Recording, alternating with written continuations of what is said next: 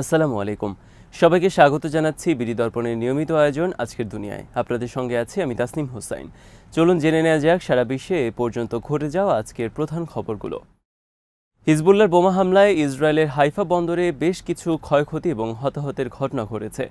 Israeli মিডিয়ার বরাত দিয়ে লেবানন ভিত্তিক আল মায়াদিনের খবরে বলা হয়েছে, রবিবার রাত থেকে সোমবার ভোর পর্যন্ত দফায় দফায় হামলা হয়েছে হাইফা বন্দর ও শহর লক্ষ্য করে। তবে হাইফার আকাশে কোনো মিসাইল ভূপাতিত করার কথা জানাতে পারেনি ইসরায়েলের সামরিক বাহিনী, যেটির আরও একবার দেশটির নিরাপত্তা বুর্জ ভেঙে হিজবুল্লাহর মিসাইল আঘাত হানার দাবি জোরালো করেছে। বেশ কিছু ভিডিও ফুটেজে দেখা গেছে একাধিক মিসাইল আঘাত হানছে বিভিন্ন ভবনে এবং এর জের ধরে বড় কিছু বিস্ফোরণের শব্দ শোনা গেছে। হামলার পরপরই ইসরায়েলি টেলিভিশন চ্যানেল 12 জানিয়েছে, হাইফা শহরের রামবাম হাসপাতালে 6 জন আহত লোককে আনা হয়েছে। এর মধ্যে একজন গুরুতর আহত হয়েছেন। হিজবুল্লাহ জানিয়েছে তারা এদিন ফাদি-1 মিসাইলের বহর পাঠিয়েছে হাইফা শহর লক্ষ্য করে। তবে ঠিক কতটি মিসাইল ছোড়া হয়েছে সেটি স্পষ্ট করেনি সংগঠনটি। তারা বলেছে, লেবানন ও ফিলিস্তিনি আগ্রাসনের জবাবে তারা এই হামলা চালিয়েছে। এদিকে দক্ষিণ লেবানন থেকে আল মায়াদিনের প্রতিনিধি জানিয়েছেন, রবিবার সন্ধ্যায় হিজবুল্লাহর যোদ্ধাদের প্রতিরোধের মুখে লেবাননে প্রবেশ করা ইসরায়েলি সেনাদের একটি বহর পিছু হটতে বাধ্য হয়েছে। সীমান্ত শহর ইয়ারুনের কাছে ওই সেনারা লেবাননে প্রবেশের চেষ্টা করেছিল। ঘটনার সময় ওই এলাকা থেকে বেশ কিছু বিস্ফোরণের শব্দ শোনা গেছে। গুলির শব্দ পাওয়া গেছে আশেপাশের গ্রামগুলোতে।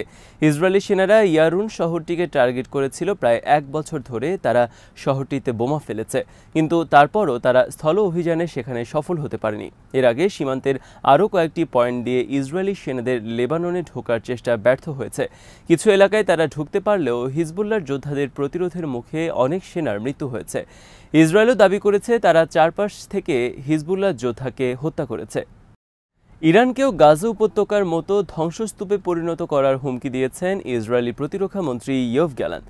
রবিবার তিনি বলেছেন, যদি ইরান ইসরায়েলের কোনো ক্ষতি করার চেষ্টা করে তাহলে তাদের অবস্থা গাজা লেবাননের মতোই করা হবে। যুদ্ধ অপরাধের দায়ে অভিযুক্ত গ্যালান্ট দাবি করেন, গত মঙ্গলবার ইরান যে মিসাইল হামলা চালিয়েছে এতে তাদের কোনো ক্ষতি হয়নি, এমনকি কোনো বিমানে একটি দাগও পড়েনি। ইসরায়েলি প্রতিরক্ষা মন্ত্রী বলেন, ইরানিরা আমাদের আকাশ শক্তিকে স্পর্শ করতে পারেনি, কোনো যুদ্ধ বিমান ক্ষতিগ্রস্ত হয়নি, কোনো স্কোয়াড্রনের কার্যক্রম বন্ধ হয়নি। যারাই ভাববে ক্ষতি করার মাধ্যমে আমাদের আটকাবে, তাদের গাজা ও লেবাননের বৈরুতে আমাদের অর্জন দেখা উচিত। গ্যালান্ট এই বক্তব্য এমন এক সময় দিলেন যখন ইরানে পাল্টা হামলার প্রস্তুতি নিচ্ছে ইসরায়েল। মঙ্গলবার ইসরায়েলি সামরিক অবস্থানে ইরানের হামলার পর থেকেই পাল্টা হামলার ঘোষণা দিয়েছে তেল আবিব। ইসরায়েলি হামলার আশঙ্কায় রবিবার সন্ধ্যায় ইরানের সব বিমানবন্দরের বাণিজ্যিক ফ্লাইট উড্ডয়ন বন্ধ করে দেওয়া হয়। ইরানি বার্তা সংস্থা মেহের নিউজ জানিয়েছে, সম্ভাব্য ইসরায়েলি হামলার আশঙ্কায় রবিবার রাত 9টা থেকে সোমবার সকাল 6টা পর্যন্ত ইরানের সব বিমানবন্দর বন্ধ করে দেওয়া হয়। এই সংক্রান্ত একটি নোটিশ সব পাইলটকে পাঠিয়ে দিয়েছে ইরানি কর্তৃপক্ষ। তবে জরুরি ফ্লাইট, ফেরি ফ্লাইট এবং সরকারি বিমানকে এর আওতার বাইরে রাখা হয়েছে। ইরানের আরেক রাষ্ট্রায়ত্ত বার্তা সংস্থা ইরনা জানিয়েছে, অপারেশনাল সীমাবদ্ধতার কারণে বিমানবন্দর বন্ধ করে দেওয়া হয়েছে। এটির সঙ্গে ইসরায়েলের পাল্টা হামলার বিষয়টি থাকতে পারে বলে জানিয়েছে ইসরায়েলি সংবাদ মাধ্যম Times of Israel. Al Jazeera জানিয়েছে, রাজধানী তেহরানের দুটি গুরুত্বপূর্ণ টানেলও মধ্যরাত থেকে বন্ধ করে দেওয়ার ঘোষণা দেওয়া হয়েছে। হিজবুল্লাহ প্রধান হাসান নাসরুল্লাহ নিহত হওয়ার পর লেবাননে যাওয়া ইরানের কুদস ফোর্সের প্রধান ব্রিগেডিয়ার জেনারেল ইসমাইল কানির খোঁজ পাওয়া যাচ্ছে না। রয়টার্স বলছে, গত সপ্তাহে বৈরুতে হিজবুল্লাহর সম্ভাব্য পরবর্তী নেতা হাশেম শফিউদ্দিনকে লক্ষ্য করে ইসরায়েলি হামলার পর থেকে ইসমাইল কানিও যোগাযোগের বাইরে রয়েছেন। ইরানে এলিট ফোর্স বিপ্লবী গার্ড বাহিনীর বৈদেশিক শাখার নাম কুদস ফোর্স। বিভিন্ন দেশে ইরানের সমর্থিত গোষ্ঠীগুলোকে সহায়তা এবং ইরানের স্বার্থ রক্ষায় কাজ করে এই বাহিনী। আগেও সিরিয়া এবং লেবানন সফরে যাওয়া কুদস ফোর্সের অনেক কমান্ডার ইসরায়েলি হামলায় নিহত হয়েছেন। প্রতিবেদনে বলা হয়, কুদস ফোর্সের কমান্ডার ইসমাইল কানি গত সপ্তাহের শেষের দিকে বৈরুতে হামলার পর থেকে যোগাযোগের বাইরে রয়েছেন বলে ইরানের 2 সিনিয়র নিরাপত্তা কর্মকর্তা রয়টার্সকে জানিয়েছেন। গত মাসে ইসরায়েলি বিমান হামলায় হিজবুল্লাহ নেতা সৈয়দ হাসান নাসরুল্লাহ নিহত হওয়ার পর তিনি লেবাননে গিয়েছিলেন। একজন কর্মকর্তা বলেছেন, লেবাননে যাওয়ার পর কানি বৈরুতের দক্ষিণ শহরতলিতে ছিলেন, যা দাহিয়েহ নামে পরিচিত। গত সপ্তাহে হিজবুল্লাহর সিনিয়র নেতা হাশেম শফিউদ্দিনকে লক্ষ্য করে সেখানে ইসরায়েল হামলা করেছে বলে জানা গেছে। ওই হামলার পর থেকেই কুদস ফোর্সের প্রধান নিখোঁজ রয়েছেন। তবে তার ভাগ্যে কী ঘটেছে সেটি স্পষ্ট নয়। ইসরায়েলও কুদস ফোর্সের প্রধান সম্পর্কে কোনো মন্তব্য করেননি। ইসরায়েলকে অস্ত্র সরবরাহে নিষেধাজ্ঞা দেওয়ার আহ্বান জানিয়েছেন ফ্রান্সের প্রেসিডেন্ট ইমানুয়েল ম্যাক্রন। এমন এক সময় তিনি এই আহ্বান জানান যখন চলমান গাজা যুদ্ধের 1 বছর পূর্ণ হচ্ছে। পাশাপাশি সম্প্রতি লেবাননেও স্থল আগ্রাসন শুরু করেছে ইসরায়েল। সম্প্রচার মাধ্যম ফ্রান্স ইন্টারকে দেয়া সাক্ষাৎকারে ম্যাক্রো ওই আহ্বান জানান। তিনি বলেন, আমি আজকের এই সময়ে দাঁড়িয়ে মনে করি রাজনৈতিক সমাধানে ফিরে যেতে গাজায় যুদ্ধ করার জন্য ইসরায়েলকে অস্ত্র সরবরাহ না করাই এখন আমাদের অগ্রাধিকার। ফ্রান্স কোনো অস্ত্র সরবরাহ করছে না। গত সেপ্টেম্বরে ইসরায়েলে কিছু অস্ত্র রপ্তানি স্থগিত করেছিল যুক্তরাজ্য। তখন দেশটি বলেছিল এসব অস্ত্রের ব্যবহারে আন্তর্জাতিক মানবিক আইনের গুরুতর লঙ্ঘনের স্পষ্ট ঝুঁকি রয়েছে। নেতানিয়াহুর লেবাননে সেনা পাঠানোর সিদ্ধান্তেরও সমালোচনা করেছেন ম্যাক্রন। তিনি বলেন, উত্তেজনা এড়ানোই অগ্রাধিকার হওয়া উচিত। তবে ফ্রান্সের প্রেসিডেন্টের এই মন্তব্যে ক্ষুব্ধ প্রতিক্রিয়া দেখিয়েছেন নেতানিয়াহু। ম্যাক্রোর মন্তব্যকে অমর্যাদাকর বলে মন্তব্য করেছেন তিনি। তার দেয়া কার্যালয় থেকে ভাষণে তিনি বলেন, ইরানের নেতৃত্বাধীন বর্বর বাহিনীর বিরুদ্ধে ইসরায়েল যখন যুদ্ধ করছে তখন সব সভ্য দেশের দৃঢ়ভাবে ইসরায়েলের পাশে থাকা উচিত। তা সত্ত্বেও প্রেসিডেন্ট ম্যাক্রো এবং অন্যান্য পশ্চিমা নেতারা ইসরায়েলে অস্ত্র রপ্তানিতে নিষেধাজ্ঞা দেওয়ার আহ্বান জানাচ্ছেন। লজ্জা হওয়া উচিত তাদের।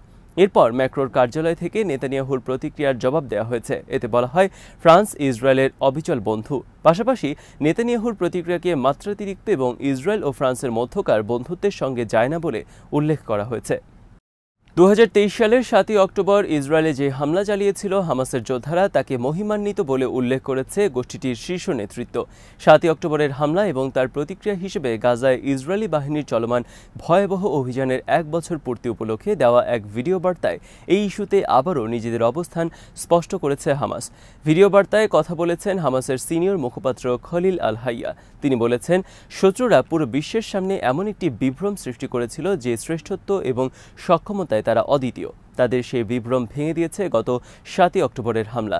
2023 সালের 7 অক্টোবরের হামলা এই কারণেই মহিমান্বিত। বার্তায় আরও বলা হয়, ফিলিস্তিনের জনগণ, বিশেষ করে গাজায় বসবাসরত ফিলিস্তিনিরা তাদের প্রতিরোধ, দৃঢ়তা এবং রক্ত দিয়ে নতুন ইতিহাস রচনা করছেন। এদিকে সৌদি আরব ভিত্তিক আল আরাবিয়া টেলিভিশন চ্যানেলকে দেয়া সাক্ষাৎকারে হামাসের নেতা বাসেম নাইম বলেছেন, 7 অক্টোবর হামলার জন্য ইসরায়েল 75 বছর ধরে ফিলিস্তিনিদের উস্কানি দিয়ে আসছে। হামাসের রাজনৈতিক এবং আন্তর্জাতিক সম্পর্ক শাখার প্রধান বলেন, গত কয়েক বছরে ইহুদিবাদী দখলদার সরকারের নিপীড়ন আরও বেড়েছে। জেরুজালেমকে ইহুদি বাসিন্দা দিয়ে ভরিয়ে ফেলা, আল আকসাকে অবমাননা করা ও পশ্চিম তীরে নতুন নতুন জমি দখল করেছে তারা। এসবের প্রতিক্রিয়ায় ছিল অপারেশন আল আকসা ফ্লাড। 2023 সালের 7 অক্টোবর ইসরায়েলের সীমান্ত হামলা চালিয়ে দেশটির ভূখণ্ডে প্রবেশ করে হামাস এবং তাদের মিত্র ফিলিস্তিনি ইসলামিক জিহাদের কয়েক হাজার সশস্ত্র যোদ্ধা। সেখানে এলোপাতাড়ি গুলি চালিয়ে 1205 জনকে হত্যা করা হয়। সেই সঙ্গে জিম্মি হিসেবে 242 জনকে ধরে নিয়ে যায় তারা। এরপর ইসরায়েল গাজায় যুদ্ধ শুরু করলেও এখনও শতাধিক জিম্মিকে তারা উদ্ধার করতে পারেনি। ক্ষমতা গ্রহণের পর প্রথমবারের মতো ভারত সফর করেছেন মালদ্বীপের প্রেসিডেন্ট মোহাম্মদ মইজু। রবিবার তিনি 5 দিনের সফরে দিল্লিতে পা রাখেন। আল জাজিরার খবরে বলা হয়, এশিয়ার 3য় বৃহত্তম অর্থনীতির দেশটির সঙ্গে কূটনৈতিক সম্পর্ক মেরামত করা মইজুর এই সফরের প্রধান লক্ষ্য। এবারের সফরে ভারতের প্রধানমন্ত্রী মোদী সহ গুরুত্বপূর্ণ শীর্ষস্থানীয় কর্মকর্তাদের সাথে বৈঠক করবেন মালদ্বীপের প্রেসিডেন্ট। তার কার্যালয়ে এক বিবৃতিতে বলা হয়েছে, দ্বিপক্ষীয় সম্পর্ক জোরদার করা এবং দুই দেশের মধ্যে দীর্ঘমেয়াদী সম্পর্ক স্থাপনের বিষয়ে এই সফরকে গুরুত্ব দেবে উভয় দেশ। গত বছর মালদ্বীপের প্রেসিডেন্ট নির্বাচনে ভারত হটাও ক্যাম্পেইন চালিয়ে ক্ষমতায় আসেন মইজু। চীনপন্থী রাজনীতিক হিসেবে পরিচিত এই নেতা দায়িত্ব গ্রহণের পরই দেশটিতে নিযুক্ত ভারতীয় সেনাদের দেশ ছাড়ার আলটিমেটাম দেন এবং শেষ পর্যন্ত ভারতীয় সেনাদের মালদ্বীপ ছাড়তে হয়, যার কারণে নয়াদিল্লির সাথে মালদ্বীপের সম্পর্ক ক্রমশই শীতল হয়ে পড়েছে। প্রেসিডেন্ট হিসেবে দায়িত্ব গ্রহণের পর মইজু শুরুতেই তুরস্ক ও চীন সফর করেন। স্পষ্টত সেটাও ছিল নয়াদিল্লির বিরুদ্ধে একটি বড় পদক্ষেপ, কারণ মালদ্বীপের প্রেসিডেন্টরা সাধারণত ভারত সফরকেই তাদের বিদেশ সফরের তালিকার শুরুতে রাখেন। রবিবার বিমানবন্দরে মইজুকে স্বাগত জানাতে উপস্থিত ছিলেন পররাষ্ট্রমন্ত্রী এস জয়শঙ্কর। মালদ্বীপের প্রেসিডেন্ট দপ্তরের বিবৃতিতে আরও বলা হয়, এই সফর এবং সোমবার নরেন্দ্র মোদীর সাথে বৈঠকের মাধ্যমে দুই দেশের মধ্যে বন্ধুত্বপূর্ণ সম্পর্কের নতুন মাত্রা তৈরি হবে। ভারত মহাসাগরের কয়েক হাজার দ্বীপ নিয়ে গঠিত দেশটিতে ভারত সরকারের প্রভাব বিস্তারের ইতিহাস রয়েছে। তবে সাম্প্রতিক সময় মালদ্বীপে ভারত বিরোধিতা জোরালো হয়েছে এবং চীনের প্রভাব বেড়েছে। গত প্রেসিডেন্ট নির্বাচনে যেটি প্রমাণিত হয়েছে। আজ এখানেই শেষ করছি। সবাই ভালো থাকুন, সুস্থ থাকুন আর দেখতে থাকুন বিডি দর্পণ। চ্যানেলটি ভালো লাগলে সাবস্ক্রাইব করুন, সংযুক্ত থাকুন আমাদের ফেসবুক পেজে। আল্লাহ হাফেজ।